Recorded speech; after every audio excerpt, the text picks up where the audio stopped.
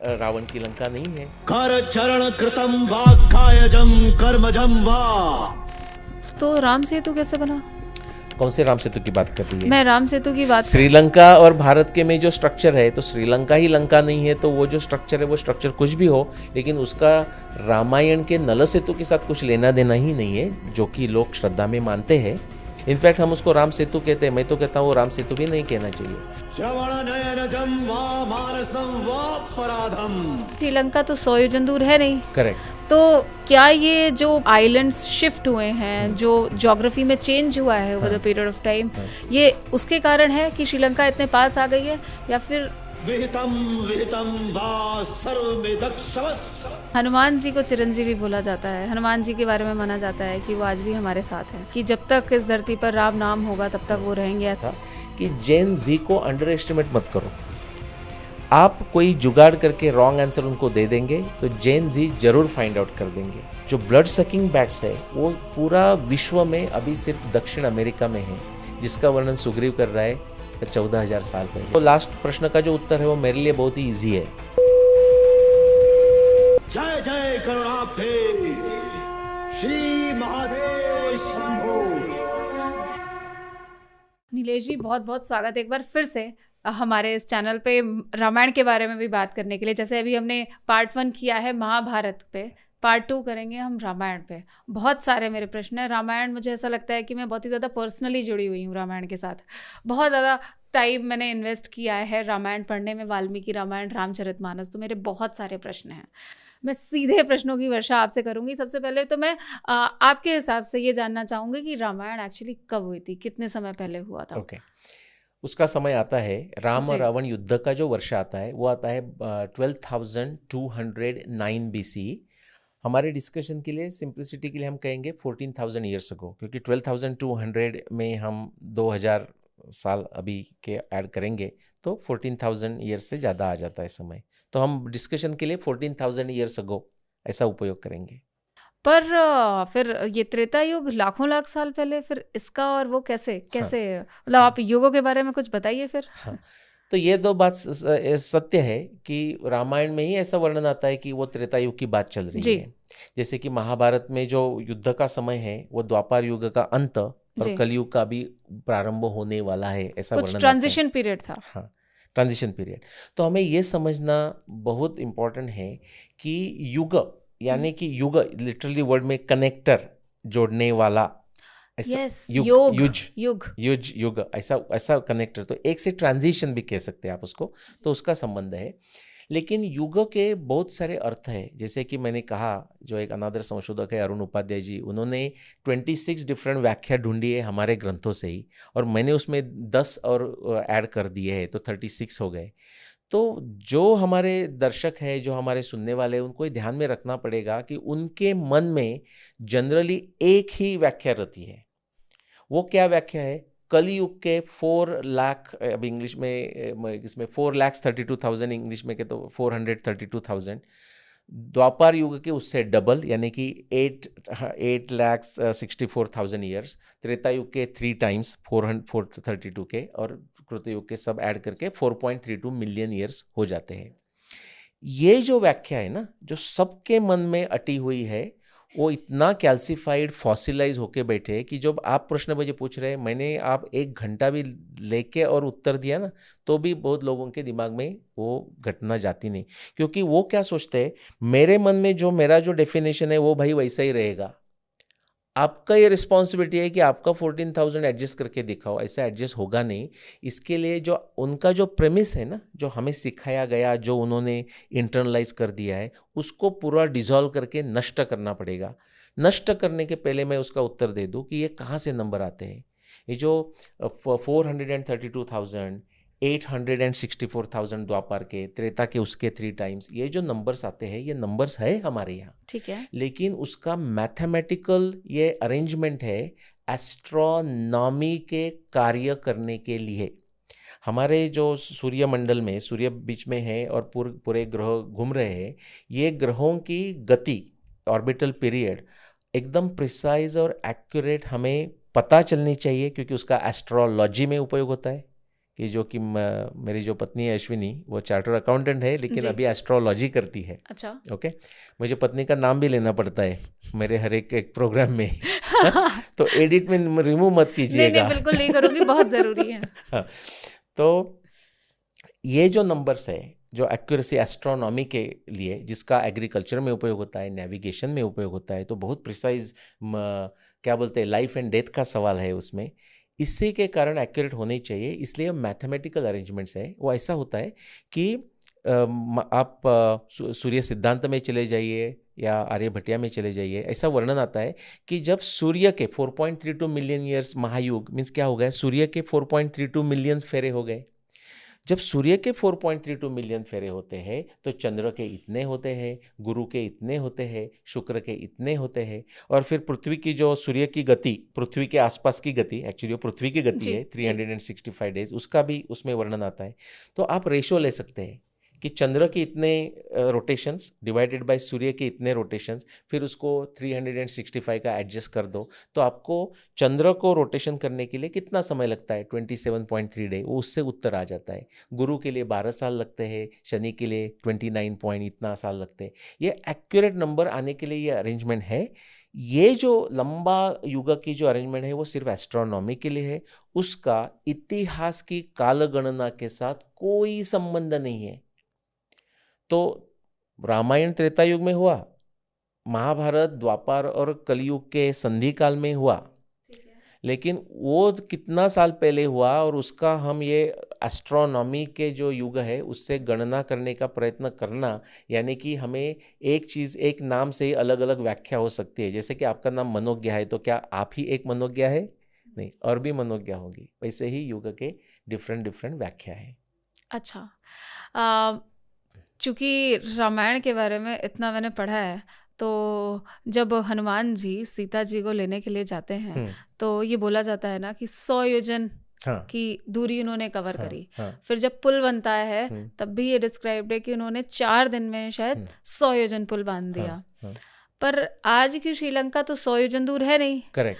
तो क्या ये जो आइलैंड्स शिफ्ट हुए हैं, जो ज्योग्राफी में चेंज हुआ है over the period of time, ये उसके कारण है कि श्रीलंका इतने पास आ गई है, या फिर क्या है ये? अच्छा जी, तो आपके 2-3 प्रश्न हैं जी, लेकिन उसमें एक कह दूं कि जब शतयोजन की बात होती है जी, कभी कभी वो लिटरली ले सकते हैं हम, क्योंकि सच में उनको शतयोजन ही कहना था, और कभी कभी हम उसको मेटाफोरिकली, यानी कि बहुत डिस्टेंस, जैसे कि हम पूछे कि अरे अमेरिका कितनी दूर है, तो हम बोलते हैं हजारों माइल्स दूर है, ऐसा।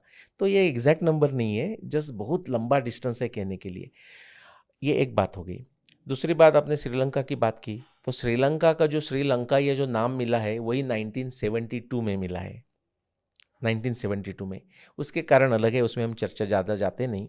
लेकिन वाल्मीकि रामायण का आपका भी अभ्यास है, तो वाल्मीकि रामायण में आप अभ्यास करेंगे और आप देखेंगे कि हनुमान को पहले पता नहीं थी लंका, तो ठीक है वो कहाँ भी घूमे होंगे, लेकिन वो आने के बाद जब राम, लक्ष्मण, सुग्रीव, हनुमान, अंगद सब वानर सेना के साथ जब जाते हैं, तो आज की श्रीलंका लंका होती तो ये पूरा वानर सेना को सह्याद्री माउंटेन के बाद नीलगिरी माउंटेन, मलय माउंटेन जाने की जरूरत ही नहीं होती।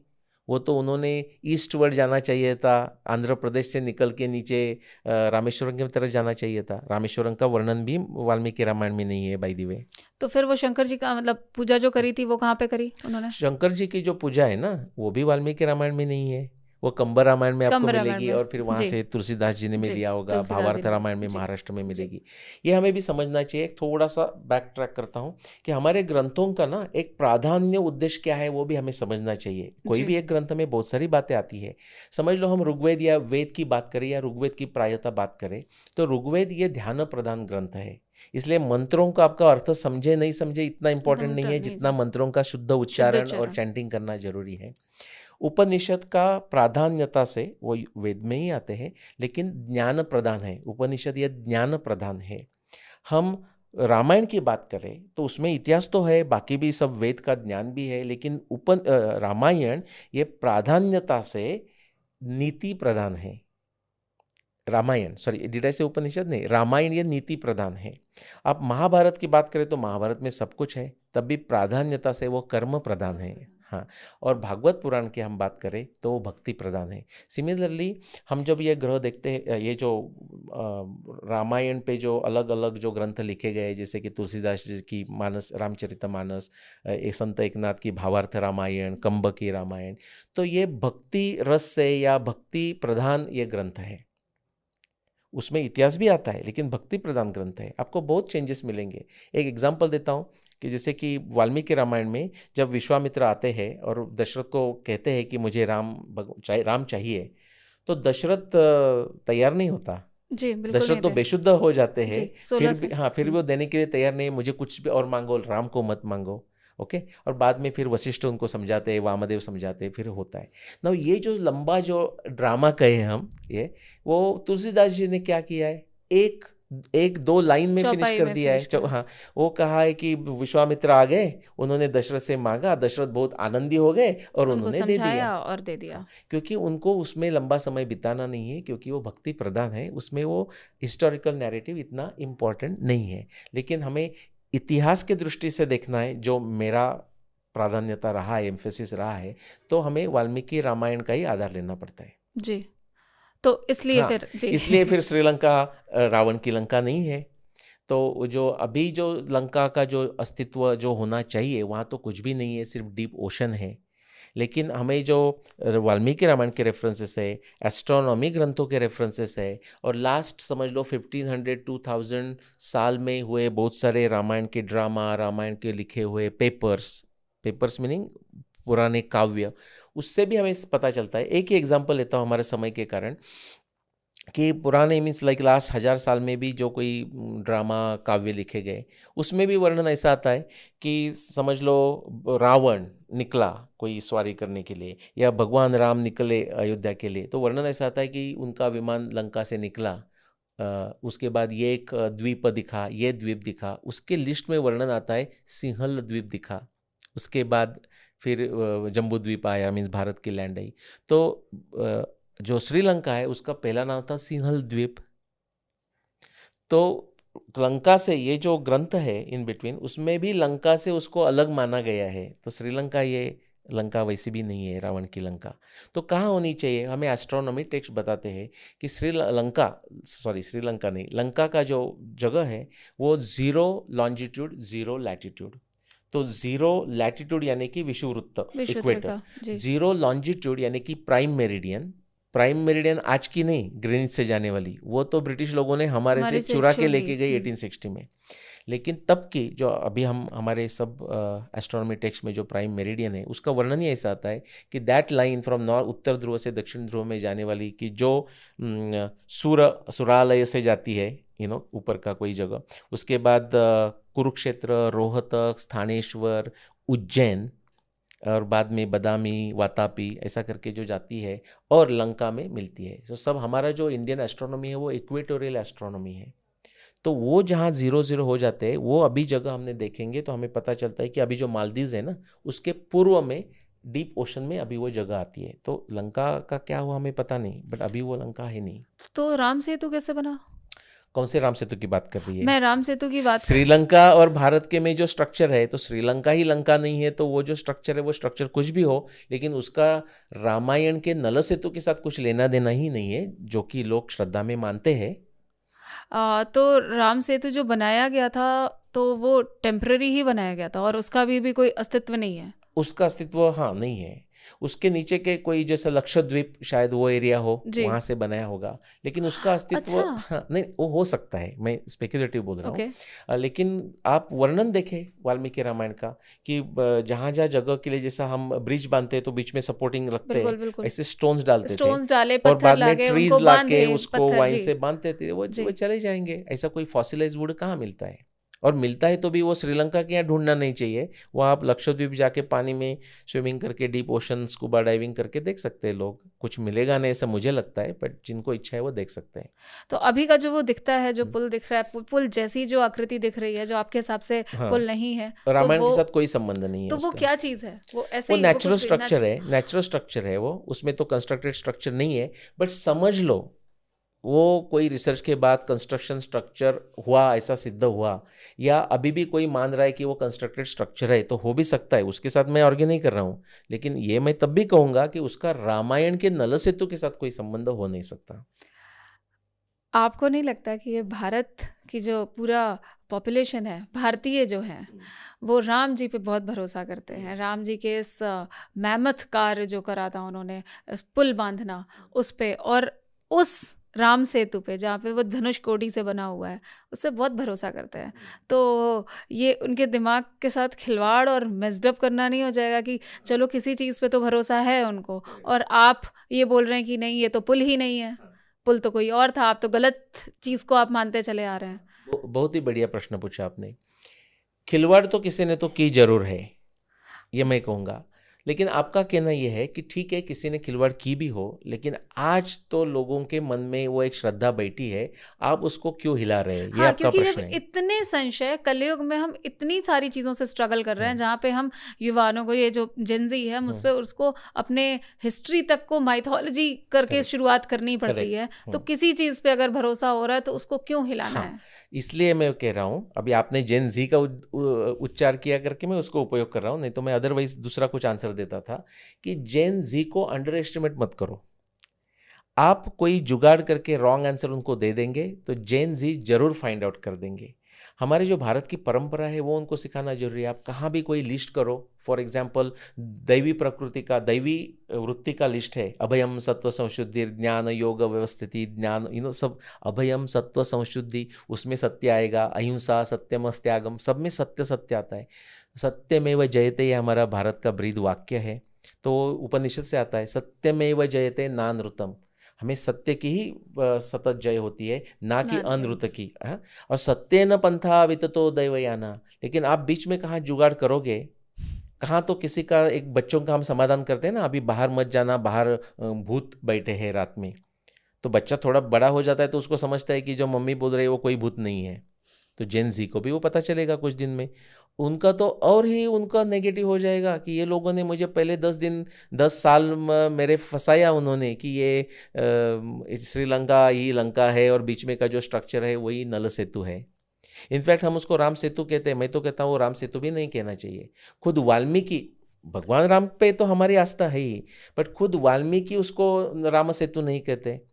रामोपाख्यान में व्यासदेव भी उसको राम सेतु नहीं कहते, वो नल सेतु कह रहे, वो नल सेतु कह रहे, हम क्यों उसको राम सेतु कह रहे? वो भी हमें उनको करेक्ट करना चाहिए, उनको करेक्ट करना चाहिए, हमारे लिए खुद को करेक्ट करना चाहिए। सत्य न पंथा विततो दैवयाना, यह मेरा अनुभव रहा है कि जब आप सत्य की बात करते हो, कितना भी वो कटु क्यों न हो, तब हमें कितना भी अनस्टेबल अनवस्थानात क्यों न हो, लेकिन in the long run it is the right decision to do it, इसलिए मैं ये करता हूँ। चलिए ठीक है, मान लेते हैं हम आपकी बात, पर अगर जैसे जब राम जी समुद्र देवता से रिक्वेस्ट कर रहे थे जगह देने के लिए, सबसे पहले उन्होंने उनकी तपस्या करी, उनको आह्वान करा, फिर भी वो नहीं माने तो वो क्रोधित हो गए, उन्होंने ब्रह्मास्त्र चलाया। तब समुद्र देवता प्रकट हुए, उन्होंने बोला कि आपकी सेना में ही एक इंजीनियर हैं, विश्वामित्र के पुत्र हैं, नल, जो आपने बोला नल, करेक्ट, पुल, तो उनसे आप समुद्र पे बांध सकते हैं पुल। पर ये जो अब ब्रह्मास्त्र है, चूंकि अब इसको तो चलाना ही पड़ेगा, इसको वो वापस नहीं ले सकते हैं, तो समुद्र देवता ने बोला था कि इसको हम मेरे उत्तर में चला दीजिए, वहां पे कुछ राक्षस गण रहते हैं। तो वो कौन सी उत्तर दिशा के बारे में बात कर रहे हैं आज के कॉन्टेक्स्ट में, जहाँ पे राम जी ने जो ब्रह्मास्त्र है चलाया था और जिससे पूरी जाति और वो सारी चीजें मिट गई थी, सभ्यता ही खत्म हो गई थी, वो कौन से लोकेशन? अच्छा, मुझे उसका जो लास्ट प्रश्न है उससे उत्तर देता हूँ, लेकिन मैं थोड़ा आपको, मैं पहला जो ट्रैक आपने जो पूछा है उसमें थोड़ा करेक्ट करूंगा वाल्मीकि रामायण के इससे। तो लास्ट प्रश्न का जो उत्तर है वो मेरे लिए बहुत ही ईजी है। उत्तर ये है कि मुझे पता नहीं, आई डोंट नो वो सहारा है कि हमारा राजस्थान का थार डेजर्ट है करके। लेकिन ये पहले, उसके पहले थोड़ा और करेक्ट करना बताता है कि जितना हमें इजीली बताया जाता है कि जरा थोड़ा सी बात हो गई तो भगवान राम ने ब्रह्मास्त्र ही निकाला, ऐसी बात है नहीं। मैंने उधर एक अस्त्र का नाम आता है, ब्रह्मास्त्र का भी नाम आता होगा। थोड़ा पीछे चले जाते हैं और भगवान राम का जो मानवीय अवतार है ना उसके बारे में समझते हैं। थोड़े बाद में क्या है, जब हमारे प्रवचनकार बताते हैं, और उनका काम भी अच्छा ही है, उसके कारण ही सबके तन मन में वो अभी राम नाम है, बैठे हुए हैं। बिल्कुल। लेकिन वो करते हुए वो एम्बेलिशमेंट्स ऐड करते हैं। सिर्फ वही करते ऐसा नहीं है, इतिहास में भी होता है। इतिहास की डेफिनेशन ये पूर्ववृत्तम कथायुक्तम, क्योंकि आप उसको रंजक नहीं बनाएंगे तो बचेगी नहीं। बिल्कुल स्टोरी टेलिंग ही है। ऐसा कहा जाता है, जो जॉन स्टाइनबैक करके जो अमेरिका के बड़े ऑथर है, वो बोलते हैं unless it is your story you will not bother to remember it. Okay, something has to be very familiar, interesting होना चाहिए, मनोरंजक होना चाहिए। हाँ, तो एक्चुअल कथा क्या है, थोड़ा मनोरंजक पार्ट तो आ जाता है, लेकिन कथा ऐसी है कि वो वहाँ रुके, सोचते बैठे भगवान राम कि हमें कैसा क्या करेंगे, हम कैसा क्रॉस करेंगे। बहुत दिन जाते हैं, आप फिर आपने तो पढ़ी है, फिर जाके वो लोग भी पढ़े, ये हमारे डिस्कशन के कारण लोग पढ़ेंगे तो हम समझेंगे कि ये सार्थक हो गया। तो वो जब बाद में इतने फ्रस्ट्रेट, भगवान राम फ्रस्ट्रेट हो जाते हैं कि सिर्फ वो समुद्र के तरफ एरो फेंकने लगते हैं। लक्ष्मण जी भाग के जाते हैं, उनको रुकाते हैं कि बोले कि राम भैया आप क्या कर रहे हो, ये शांत हो जाओ। उसके बाद जो डिस्कशन है वो उसमें थोड़ा सा वो साइड बार जो आपने बोला वो आ जाता है, बट उसके बाद उसके ऊपर एम्फेसिस नहीं है वाल्मीकि रामायण का। आता है फिर उन्होंने कहा तो शस्त्र फेंकना चाहिए। उन्होंने पूरा डिस्क्राइब करा है वो लोकेशन की, वहाँ पे ऐसे ऐसी जनजाति रहती है, अहिर्स बोला है जी करके। हाँ, तो अहिर्स है, इफ अहिर्स हमें लेना है जैसा कि वैसा, तो वो एरिया आएगा गुजरात, सिंध, अभी का जो थर्ड डेजर्ट वो आएगा, बिकॉज अहिर का उल्लेख फिर महाभारत में भी आता है कि यदुस्त्रियाओं को उन्होंने ये किया था। अभी हमें सहारा जाना है तो हमें अहिर को बर्बर मानना पड़ेगा, बिकॉज वहाँ बर्बर रहते हैं। तो मोस्टली मुझे लगता है कि अहिर में ही होगा जो कुछ हुआ होगा। लेकिन उसके बाद वो वर्णन किया जाता है, विभीषण भी आता है, बोलता है, और सब लोग बोलते हैं कि हमारे यहाँ, सुग्रीव भी बोलता है कि हमारे यहाँ विश्वकर्मा, विश्वामित्र नहीं, विश्वकर्मा के जो विश्वकर्मा के जो पुत्र है वो है नल। फिर उनको पूछा जाता है कि पहले आपने क्यों नहीं बात की, तो उन्होंने बोला भाई हमने पूछा ही नहीं, समथिंग लाइक हाँ जी, नहीं पूछा नहीं, और फिर वो हो जाता है जी। और ये तो है ना इसमें रामचरितमानस में, विनय न मानस जलति जल, गए 3 दिन बीत, बोले राम सकोप तब, भय बिन होए न प्रीत, तब वो चलाते हैं। हाँ, करेक्ट। और 5 दिन में वो बांधा हुआ, एग्जैक्टली कितना परसेंटेज, वो परसेंटेज है। सूत के बारे में भी लिखा हुआ है कि कितना कैसे सूत से नाप के इतना परसेंटेज पहले दिन, फिर दूसरे दिन। वो परसेंटेज है एक्चुअली, वो योजन कहते हैं, बट मैं तो कहता हूँ वो परसेंटेज है, बिकॉज एक्जैक्टली वो एड्स अप टू 100% जैसा। ये 14 किया, मींस 14 योजन भी हो सकता है, 14 योजन भी है। तो ठीक है, अगर उम्र की बात करी जाए, अब क्योंकि हम लोग हमेशा डेटिंग की बात कर रहे हैं, आपने बहुत काम कार्य करा है डेटिंग पे, तो अगर रावण की उम्र की बात करी जाए तो रावण के रेफरेंसेस तो वेदवती के समय भी मिलते हैं कि उन्होंने वेदवती को परेशान किया। उन्होंने नहीं, उसने वेदवती को परेशान किया, तब वेदवती ने शाप दिया कि मैं ही तुम्हारी मृत्यु का कारण बनूंगी, और ये माना जाता है कि सीता जी के रूप में जन्म लिया। तो उस समय भी रावण था, इस समय भी रावण है, तो रावण का एज कितनी रही होगी। और इसी कॉन्टेक्स्ट में मैं फिर हनुमान जी और राम जी और सीता जी की एज के बारे में भी आपसे चर्चा करना चाहूंगी। ओके, तो आपने अभी बहुत अच्छी बात की। जब रावण की बात आई तो आपने पहले उन्होंने कहा, बोला उन्होंने नहीं, उसने। नहीं, बहुत अच्छा इंटरेस्टिंग सब्जेक्ट है। तो अभी वाल्मीकि रामायण में तो ऐसा है कि जब कुंभकर्ण की बात आती है, रावण की बात आती है, तो भी वाल्मीकि भूलते नहीं उनको अप्रोप्रिएट एडजेक्टिव देने में। एक्चुअली वो महाबली, महापराक्रमी, महाज्ञानी, ऐसे रावण की बात करते हैं। बिल्कुल। भगवान राम ने जब फर्स्ट टाइम रावण देखा फेस टू फेस, तो वो भी पहले तो पता तो था, विभीषण तो मिला था, तब भी वो सरप्राइज हो गए कि ये कौन है, ऐसा पूछते हैं। इतना उनका अमेजिंग था। उनसे मिस्टेक तो, एरर्स तो हो गए, वेदवती के साथ, बाद में रंभा के साथ, और भी वर्णन आते हैं।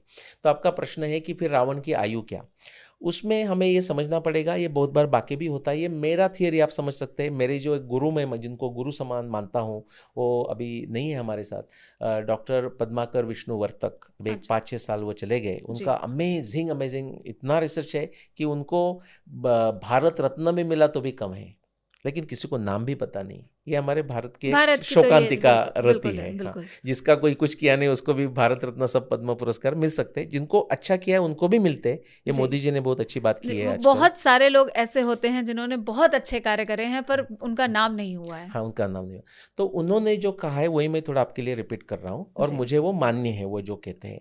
ये विश्वामित्र वशिष्ठ उनके बारे में भी वो बात आती है कि विश्वामित्र रामायण में भी है, वशिष्ठ रामायण में भी जी है, जी वाल्मीकि जी रामायण में है। जी। आपको ये भी पता होगा कि महाभारत में ये सब महाभारत लोग भी में भी है। हैं जी तो हाँ। उतने वही एक व्यक्ति लंबा जिया नहीं है। जो उनके जो पुत्र ऐसा जो होता है ना, जैसे कि कोई वंश को भी शाप दिया जाता है, जैसे कि उनके पुत्र वाल्मीकि महाभारत में भी है। तो कैसे है, दो स्ट्रीम्स है। जो एक कोई ऋषि है, समझ लो राजर्षि की भी बात हो सकता है, लेकिन जो ऋषि है उसका जो शिष्य है उसको भी वशिष्ठ के शिष्य को भी वशिष्ठ कहा जा सकता है। तो ये हुआ डिसिप्लिक सक्सेशन, गुरु शिष्य परंपरा। और उनके पुत्र है, फिजिकल ऐसे कनेक्शन से पुत्र है, जो उसको हम जेनेटिक सक्सेशन कहेंगे, उनको भी वशिष्ठ कहा जाएगा। जैसे कि मेरा गोत्र वशिष्ठ है जी। तो आप आज भी मैं चाहे तो नीलेश के जगह वशिष्ठ ओक भी कह सकता हूँ चाहे तो इससे ही वो वशिष्ठ है। अभी रावण के बारे में क्या है, वो हमें बहुत बहुत बार मिलता है। भगवान राम को राघव कहते हैं हम। क्यों कहते हैं? वो रघुवंश में उनका निर्माण हुआ। तो रघु तो बहुत पहले होके गए, लेकिन वो रघु ने इतना कुछ किया होगा कि उनको हम राघव कह रहे हैं। इक्ष्वाकु वंश के इक्ष्वाकु तो कितना पुराना है, उसको हम कहते हैं।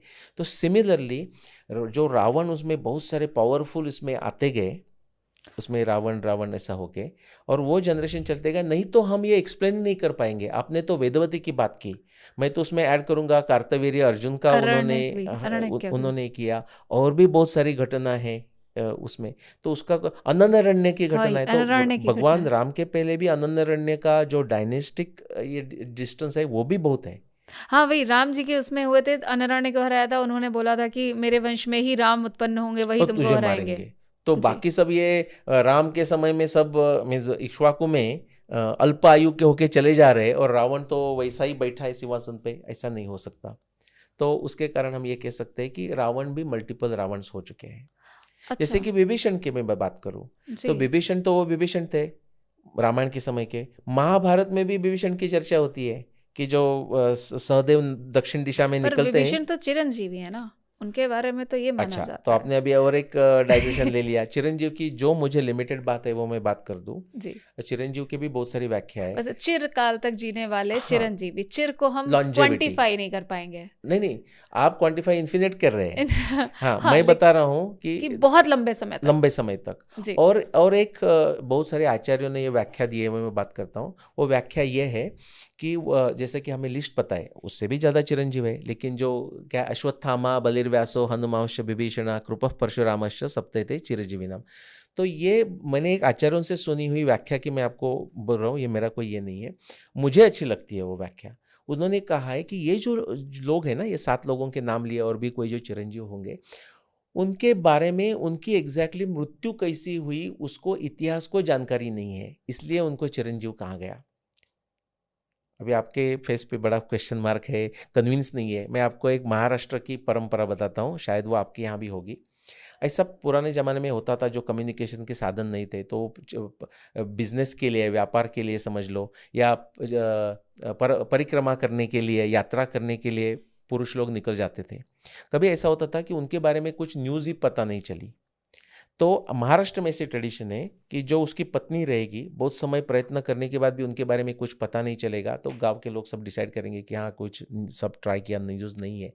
तो वो लेडी को, वो जो स्त्री होगी, वो खुद को जब तक उसके पति के बारे में कोई न्यूज़ नहीं आती, पॉजिटिव या नेगेटिव, तब तक वो रेस्ट ऑफ द लाइफ वो खुद को अखंड सौभाग्यवती समझेगी। ऐसी महाराष्ट्र में ट्रेडिशन है। तो अखंड सौभाग्यवती है, तो शायद उसके पति चले भी गए होंगे, लेकिन वो खुद को अखंड सौभाग्यवती मानने वाली है, क्योंकि उनको क्या हुआ वो हमें पता नहीं। I am just saying using the same metaphor, possibly चिरंजीव का अर्थ वो रहा होगा जो आचार्यों ने कहा है, कोई आचार्यों ने कहा है, सबने नहीं कहा है। तो अलग अलग व्याख्या हो सकती है और उसमें फाइट करने की जरूरत नहीं है। मैं फाइट बिल्कुल नहीं कर रही हूँ, लेकिन इसके साथ मेरा प्रश्न आ जाता है हनुमान जी से। तो हनुमान जी को चिरंजीवी बोला जाता है, हनुमान जी के बारे में माना जाता है कि वो आज भी हमारे साथ हैं। उनके बारे में बोला जाता है कि जब तक इस धरती पर राम नाम होगा तब तक वो रहेंगे, ऐसा उनका कॉन्वर्सेशन भी मिलता है वाल्मीकि रामायण में भी। तो क्या फिर चिरंजीवी व हनुमान जी आज हैं या नहीं हैं? मुझे पूछ रहे हैं? मैं आपसे पूछ रही हूँ। हाँ, तो हनुमान जी इतने उच्च स्तर, ऐसा है कि नत्वे वहाम जातुनासम नत्वन में जनाधिपा, हम तो सब चिरंजीवी है। ममैवांशो जीवलोके जीवभूत सनातना, तो हनुमान जी क्यों? सभी चिरंजीवी। हाँ, कृष्ण ही अर्जुन को कहते हैं ना, ऐसा कोई समय नहीं था कि तू और मैं नहीं थे, और ऐसा कोई समय नहीं आएगा फ्यूचर में कि तू नहीं है और मैं नहीं होगा, हम सब रहेंगे। वो सेंस से तो है ही, लेकिन as a distinct identity Hanuman ji को कहते हैं। वो थोड़ा सब्जेक्ट बड़ा होगा करके मैं उतना जाना नहीं चाहता, संक्षिप्त में उत्तर देता हूँ कि जो बड़े महात्मा ऐसे जो बन जाते हैं ना, उनकी सिद्धि बढ़ जाती है।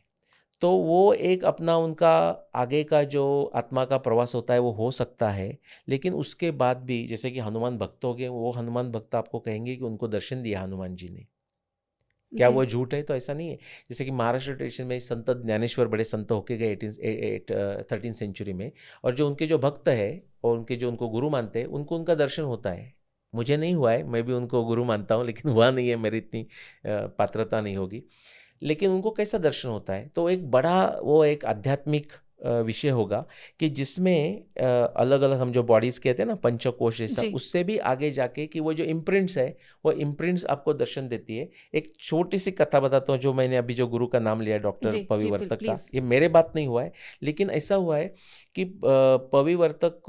वर्तक जी को बहुत लोग गुरु मानते थे, और फिर उनको वो दिखते थे, मीन्स डिस्टेंस पे वो वर्तक जी नहीं है वहाँ भी, और वर्तक जी को ये पता भी नहीं रहता था कि वो उधर कुछ दिख रहा है। लेकिन बहुत बार कोइंसिडेंस ऐसे होते थे कि बाद में वो मिलते थे और बोले कि वर्तक जी मैंने आपको वहाँ सामने खड़ा देखा।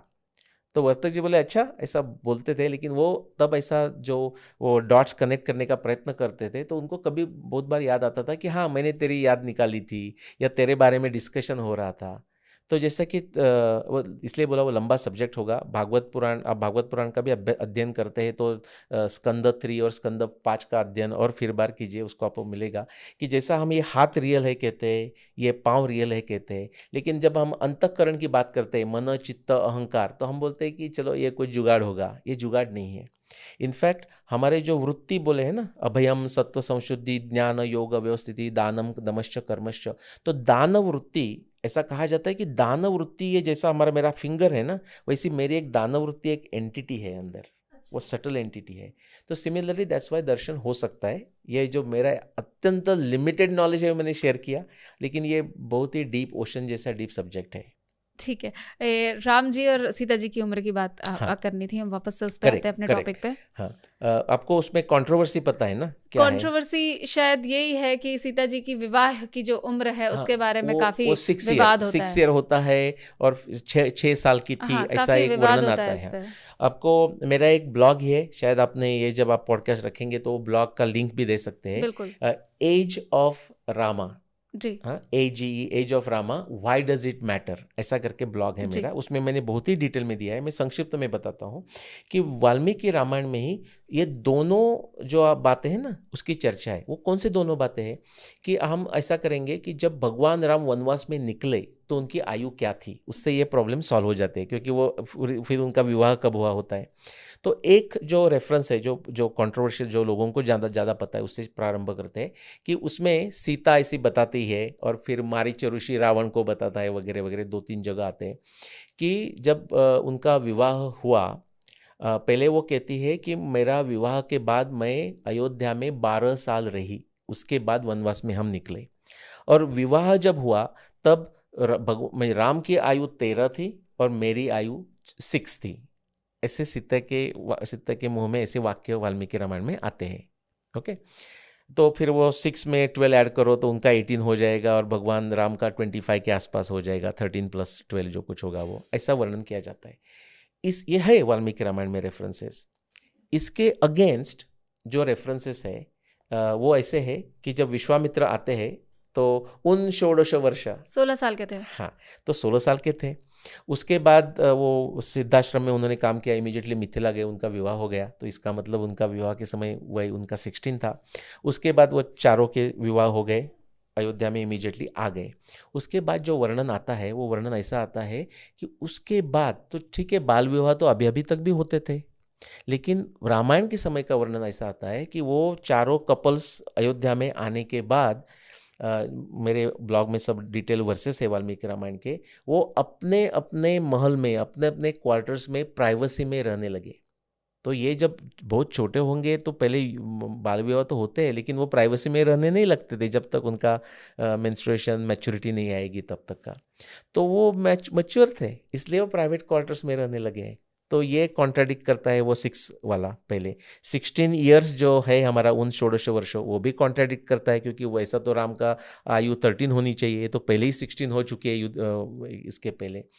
फिर जो 12 साल का जो वर्णन आता है कि 12 साल वो अयोध्या में रहे, उसमें बहुत ही प्रॉब्लम है, लेकिन 2 प्रॉब्लम बताता हूँ।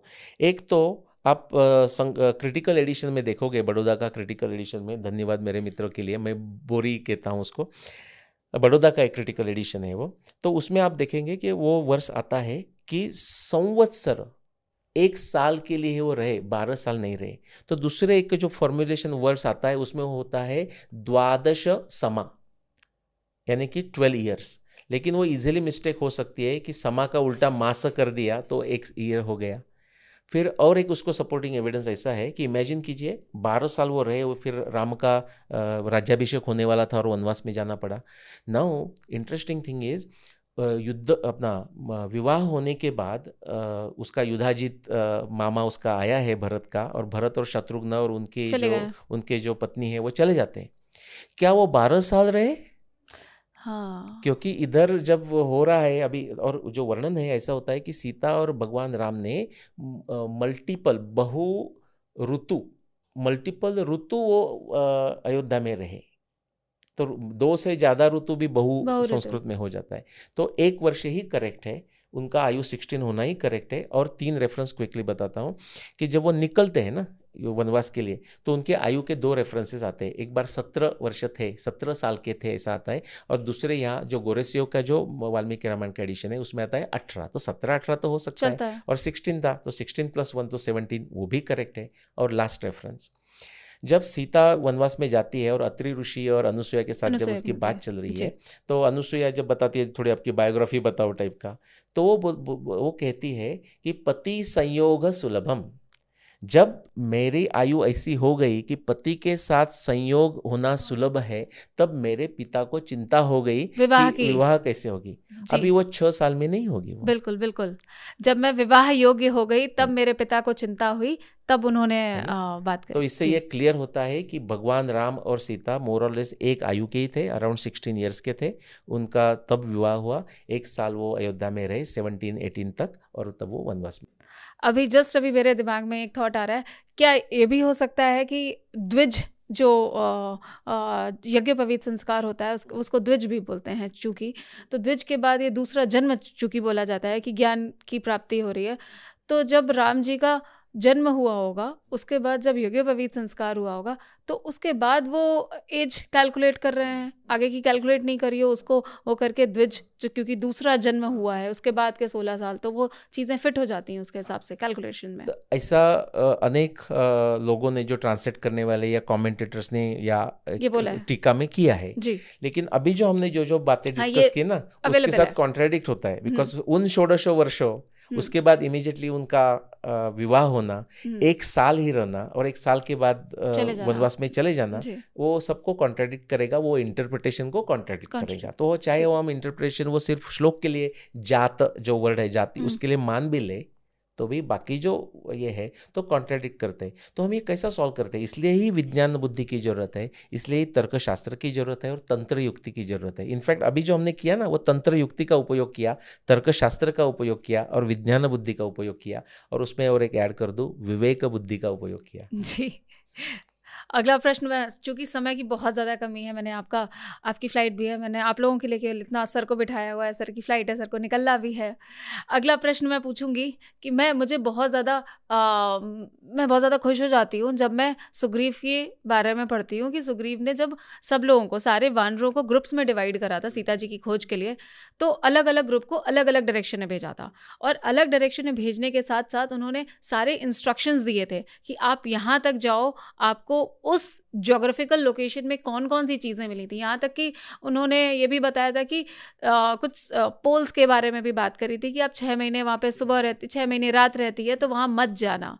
और यहाँ पे हनुमान जी को सिंका के बारे में भी बताया था कि कुछ ऐसे जलचर मिलते हैं जो कि खींच लेंगे, जो आपकी आकृति और छाया पकड़ के आप पे वार करते हैं। तो उसी रेफरेंस में उन्होंने उदयाचल और अस्ताचल की बात करी थी। तो ये पर्वत कौन से हैं, और थोड़ा सा ज्योग्राफी के बारे में बताइए सुग्रीव की। जो सिंहिका के बारे में जो बात है जी। उसमें हमें इतना डिटेल्स नहीं मिलती कि हमें क्या है पता नहीं, तो जी। हम वो थोड़ा साइड में रखते हैं। जी, एम्बेलिशमेंट बिल्कुल, हो सकती है बिल्कुल। या कोई उसका एक्सप्लेनेशन हो जो मुझे पता नहीं। ठीक। सुग्रीव का जो एटलस की जो मैं बात करता हूँ, तो जो किष्किंधा कांड के जो सर्ग है 40, 41, 42, 43, उसमें इतना सच अ ब्यूटीफुल डिस्क्रिप्शन है। सिर्फ उसके लिए भी generation Z Q X Y Z जो कुछ है, डेल्टा अल्फा बेटा, वो सब ने पढ़ने चाहिए। जो 90 ईयर ओल्ड है उन्होंने भी पढ़ने चाहिए। तो ये हमें सिंप्लिसिटी में क्या समझता है कि सुग्रीव को जो पता था 14,000 ईयर्स अगो, और वो डिस्क्रिप्शन से वो परफेक्टली मैच होते हैं। उनको दक्षिण अमेरिका के एंडीज से लेके, जिसको उदय पर्वत कहते हैं, पश्चिम में यूरोप में आल्प्स तक, उसको वो अस्ताचल कहते हैं, अस्तगिरी कहते हैं, वहाँ तक का पूरा पता था। यूरोप में आश्रम थे ऋषियों के, या मिडल के जो एरिया है, बिकॉज वो भारत का, मैं बोला ना, सीरिया तक का तो भारत का पूरा सिविलाइजेशनली इन्फ्लुएंस था पूरा, तब भी 14,000 ईयर्स तक का। उत्तर में जो आर्टिक सी जिसको हम कहते हैं, उसको रामायण में सुग्रीव उत्तर पयसाम निधि ऐसा कहते हैं। और जो आपने जो कहा ना दिन का, ये तो बोलते हैं कि वो ऐसी जगह है, असूर्या नामक लोका, ऐसा कहते हैं कि उसका नाम असूर्या भी है क्योंकि कोई ऐसा बड़ा समय रहता है वहाँ सूर्य दिखता भी नहीं, तब भी वो कहते हैं कि उधर तब भी ब्राइटनेस रहता है। तो ये अरोरा बोरियलिस जो नॉर्दर्न लाइट्स, उसकी बात है, उसकी रामायण की बात है, उसमें महाभारत में भी ये बात आती है। अर्जुन जब जाता है शस्त्र अस्त्र जमा करने तो वो भी बात करते हैं। और दक्षिण में सुग्रीव बात करते हैं अंटार्कटिका तक की, उसको वो यमपुरी या यम की राजधानी ऐसा उसका उल्लेख करते हैं। और ये सब डिस्क्रिप्शन कर रहे हैं, वो ये नहीं बोल रहे कि वहाँ तक जाओ, वो बोलते हैं कि ये मैं बता रहा हूँ आपको, इंडिकेटर्स बता रहा हूँ, मार्क्स बता रहा हूँ, लेकिन वहाँ मत जाना। इनफैक्ट नॉर्थ में साउथ में तो ये कहते हैं, ईस्ट वेस्ट तो ठीक है, नॉर्थ साउथ में वो कहते हैं कि मैं बता रहा हूँ उधर जाना मत। पहले जाना मुश्किल है लेकिन गए तो आएंगे तो डेफिनेटली नहीं। वो नॉर्थ में भी ये कहते हैं, साउथ में भी ये कहते हैं। अमेजिंग। तो ये एंडीज तक के ये उदयाचल और अस्ताचल के बारे में बात होती है। और आई थिंक कोई एक कौन सा वो ट्राइडेंट की बात मैं कर रही हूँ, राइट। वो मैं संक्षिप्त में बताता हूँ अभी, लेकिन हम उस पर कभी फ्यूचर में पूरा, मैं बहुत ज्यादा डिटेल में बात करना चाहती हूँ। लेके भी आप दक्षिण अमेरिका लेके भी हम रामायण का दक्षिण अमेरिका लेके भी 8 घंटा बात कर सकते हैं, इतना डिटेल है। ओके, मुझे 8 घंटा 1 मिनट में सैंडविच करना है। तो वो जो एक स्ट्रक्चर है, तो वो स्ट्रक्चर जैसा कि वैसा रामायण में उसका वर्णन मिलता है।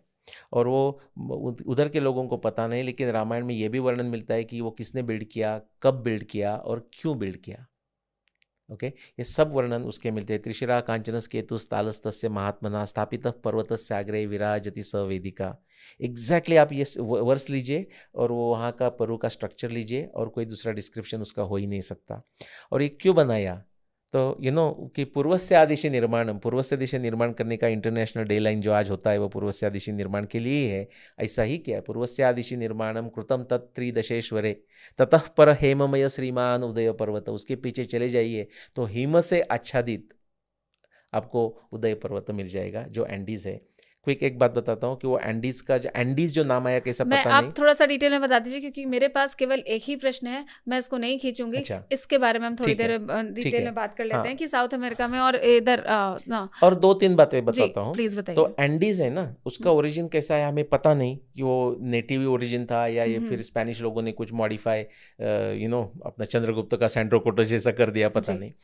लेकिन उधर रामायण में उसका वर्णन आता है कि जो ट्राइडेंट का जो मैंने वर्णन किया ना, वो इंसिग्निया, जैसा हमारा तिरंगा या हमारा भारत का इंसिग्निया है, सिंबल है ना जी उसका, जी। ऐसा वो बोला ट्राइडेंट जो है वो उसके पीछे जो अनंत देव है उसके इंसिग्निया है, उसका साइन है, उसका सिंबल है।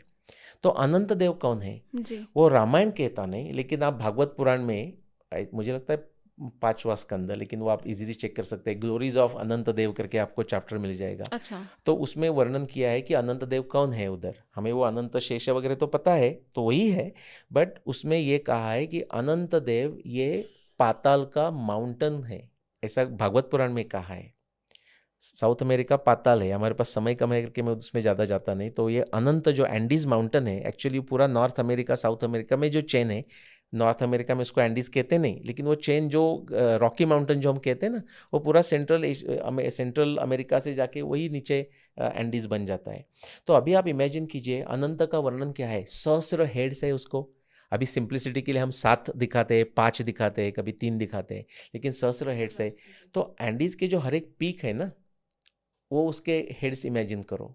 लेकिन जो मिस्टीरियस और अमेजिंग चीज़ है तो अभी आने वाली है।